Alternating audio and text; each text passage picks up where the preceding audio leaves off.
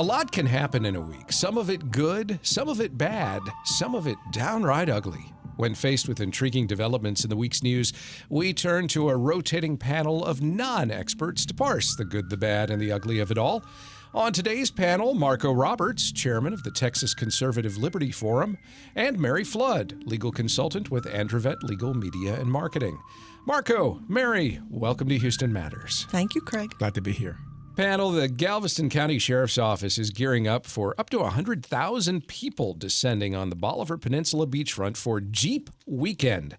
As the Houston Chronicle reports, the annual event started as an unofficial Jeep gathering, but has devolved over the years into what the Galveston County Sheriff's Office characterizes as a free-for-all. Partiers trash the beaches and area businesses, which in a number of cases are closing down for the weekend.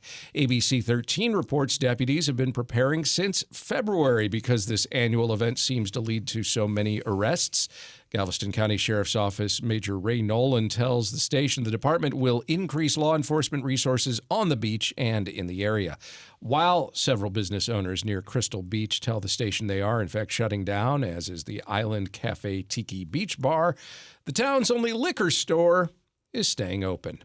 Deep breaths, Galveston County. Jeep Weekend is nearly upon you. Is this good, bad, or ugly? Marco Roberts. Well, I really thought hard about this as to could this be good or there's some positive aspects about this. But after really spending a lot of time on this, I finally decided, came on that it's pretty ugly. Okay. I was going to say bad, but Wow. it really does seem like an ugly thing. I can tell you thought a lot. Yes, I did. And We appreciate the devotion you make to each of these topics. You really do think this stuff through. You can always count on me for this. Yes. One of the things that surprises me is, first of all, I never heard of this until today. So it's interesting to me that we have this 100,000 people that can arrive at a beach, and I'm completely unaware of it. And you're so hip. I don't understand. I don't understand how that that's either. possible. Social media is not doing its work. So I think that gets me surprises also is that there aren't any rules about large gatherings of this scale. I mean, typically I would think that there would be some kind of It's Texas, baby. Yeah, I guess you're right about that. That's true. But it's also interesting to me that what is it about this particular group that is, so prone to arrests and felony assaults? And I saw some of the videos that were entertaining. There's something like Jerry Springer. That's what you saw out there. But there are other large gatherings around the world that I was looking at that things like this don't happen. So is there something about owning a Jeep that makes people more susceptible to violence? I don't know. I think somebody should do a study. It's not the Jeep owners that going anymore, though. No, isn't it though? No. Well, That may be what it started as, Yeah, but it's that's how become it started. this But other after thing. 4 years, it's everybody well, else. I did see a lot of Jeeps. So There were ATVs and stuff. I did, but I saw like a parade of cars, and there were some pickup trucks and stuff, but definitely Jeep folks. But then I guess I can change it to Jeep attracted. If you're Jeep attracted persons, what is it about this event? There must be a spectrum with auto. That's right. With cars, right? It's an identity. So I don't know why. I mean, we have large events here in Galveston County. I know like the Sandcastle building competition that they have, which has easily as many people. You don't hear the sort of thing going on. I saw where in the United Kingdom they have these beach festivals where the towns compete for who can throw the best beach festival, and they tend to be nice events. I'm sure there's got to be a way to make this more productive and nicer, and and also a marketing opportunity. When do you get 100,000 people in a small area where there's virtually no other business competition? So I think there's a missed opportunity here. But yeah, I feel bad for the Crystal Beach folks. I mean, certainly it seems unfair that all these people have a big party in your backyard and they trash it and go away, and now you're left to have to clean up everything. So it's certainly ugly. All right. Good, bad, or ugly? Mary Flood. I agree that it's ugly. I may not have taken me quite so long to reach the conclusion, but I agree. I try to be fair. This started as a family-friendly Jeep club event, and then get together. And then a decade later, it's this lawless purge weekend. It's like if you put a record on and it was Sam Cooke's really melodic, "We're Having a Party," but when it started playing, it was Andrew WK's "Party Till You Puke," which is kind of screaming. It just changed. And I'm so sorry for the residents of this sweet little town, sweet little area. They've been told to stock up on food like a hurricane's coming. Some of them are having law enforcement people stay with them like they expect a military invasion. But arrests are up 87% over the last 4 years.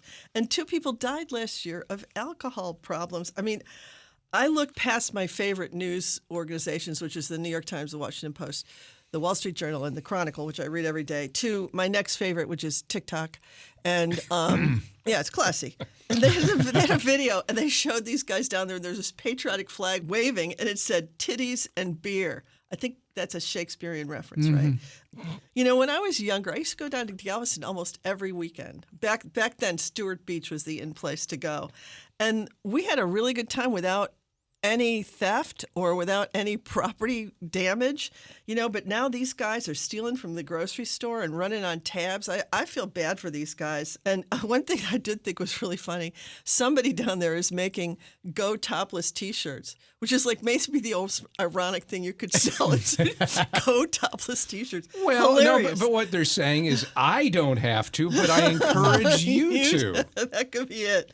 A second TikTok video I saw had this lonely little trash can down in the corner that said, "Don't mess with Texas." Oh. And I thought, yeah, you know, maybe it'll come to it if they can't get some advice from New Orleans or from the rodeo chili cook-off about how to handle 100,000 drunks.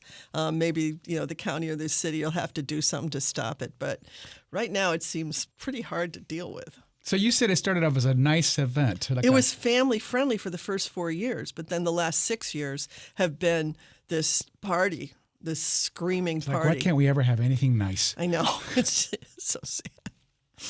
Panel, it's the end of an era for a beloved band. No, I don't mean a group of touring musicians who've charted any top 10 hits. I am talking about Munch's Make-Believe Band, the animatronic group that has welcomed kids and annoyed their parents at the Chuck E. Cheese pizza and arcade chain for 4 decades. The band is breaking up, or at least being broken down and trashed for good by the end of this year at all but 2 locations. So long, Jasper T. Jowls. The Make-Believe Band is going away for good, but is this good, bad, or ugly, Mary? Craig, it's good. No, you. I have never been you said totally that. comfortable at Chuck E. Cheese. And I was really surprised seeing some of the comments underneath the stories, like somebody saying, it will now be soulless without these animations. I'm like, who are you? Yeah, I've been to there used to be a Chuck E. Cheese by where the Chronicle is now, nay, the Houston Post. And I went to a couple little birthday parties there. And the kids didn't seem obsessed with the animatronics, but with the games and the food. And it's really fascinating to look back at how this started. The guy went to Disneyland, and then he thought he was buying a coyote costume, but he wound up getting a rat instead. And he was going to name it Rat Pizza or something, but instead somebody said, hey, that's really not a really good idea. But John Oliver did a really wonderful, insane 25 minutes about Chuck E. Cheese and its dark roots.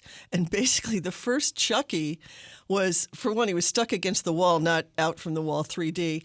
And he had a Jersey accent, and he was basically an insult comic. And he would insult the other characters. One of the other characters was a female hippo whose breasts went up and down. Oh. Yes. And another was a little cowboy, like a country cowboy, with a Confederate flag. So what you're saying is that Chuck E. Cheese and the development of this band is basically the reverse of Jeep Weekend. Because it's gotten... Did I say that? Well, it's gone from what you just described From to darkness. a much more family-friendly animatronic band. Maybe. If you don't find it so creepy, you want to get the hell out of there. Yeah. Well, true. But, you know, the place has some other strange stuff that's gone on, too. They were accused of recycling their pizza slices, Yeah. which I love. And there have been so many adult fights. They served alcohol. So many adult fights. That there's like one Wisconsin Chuck E. Cheese that in 2 years called the cops 12 times. And in 2017, they started this. They took some of the animatronics down, but the company said that you could not throw away the whole Chuck E. Cheese head. They demanded that they smash the Chuck E. Cheese head Why did they demand that? because they didn't want somebody to have the Chuck E. Cheese head to be able to do something else with. So they didn't want it put full of the trash. So this local TV Lawyers, station, am I right? Thank you. You're welcome. The TV station goes to a local Chuck E. Cheese that's taken him down, and they watch him outside with a mallet smashing the head of Chuck E. Cheese against a sidewalk.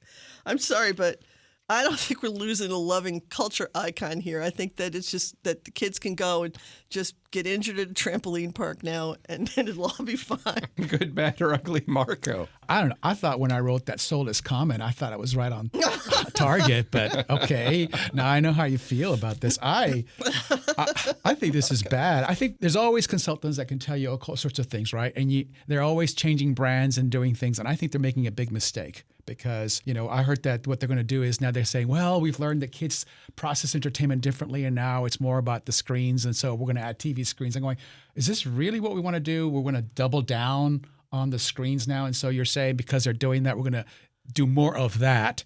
And it seems like kids already are living a bit too much through the TV screens. Anytime I see anything happening, people aren't looking at it. They're looking at it through the phone, right? It's like you don't even see things yourself. Yeah, see that in an Astros game. You'll see people looking through their phone to take pictures of what their pictures aren't going to be that good. Well, it's true, and it's never going to be as good as your own eyes, right? But I also think it's a missed opportunity because, it's fun to do something different. I kind of like animatronics, And Have of you course, been to a Chuck E. Cheese?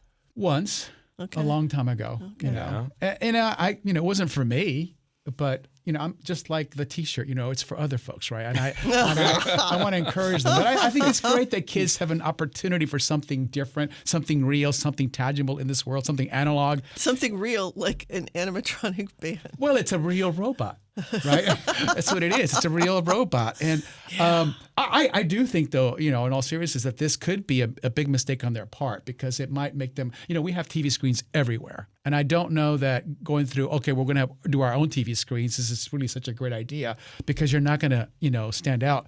And I think about other products that tried something different, like Cheetos lip balm, didn't go anywhere. What? Yes, they did in 2005. Cheetos introduced a lip balm, a cheese-flavored lip balm, and they thought that would work, and it didn't work, right? Because there's other people doing lip balms, and most people don't really think about cheese and Was there a flaming hot red version? Because there should be. I didn't look at the flavors, but the radio listeners can't see that Craig and I are kind of looking at you with our mouths agape. But go ahead. Yes, well, they didn't. I didn't really have to look at the details to know that didn't look like a good idea. But another idea that didn't go anywhere was Colgate kitchen entrees. Colgate, which is the toothpaste maker, didn't go too well. Again, I don't know. I could go for like some minty fresh corn and mashed potatoes. Yeah, little mint toothpaste on the side of some lamb. There you go. How about Harley Davidson perfume?